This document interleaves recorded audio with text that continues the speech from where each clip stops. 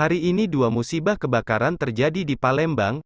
Kebakaran pertama terjadi di kawasan Pasar Sekanak Palembang, di mana sebuah gudang bekas sembako terbakar subuh dini hari tadi sekitar pukul 3 waktu Indonesia bagian Barat. Menurut informasi yang didapat wartawan media Sriwijaya.com, gudang tersebut sudah lama kosong dan pemiliknya pun tidak berada di Palembang. Akibat kebakaran tersebut, gudang sembako yang berkonstruksi kayu tersebut ambruk, sehingga puingnya berserakan di bawah. Kapolsek Ilir Barat 2 Palembang Kompol Irene mengatakan, kebakaran terjadi sekitar pukul 3,45 di sebuah gudang kosong bekas pabrik beras dan dedak.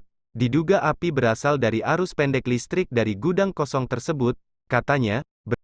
Api akhirnya berhasil dipadamkan setelah 7 unit mobil damkar diturunkan dibantu warga sekitar lokasi, ungkapnya. Sementara untuk nilai kerugian masih dalam penyelidikan anggota.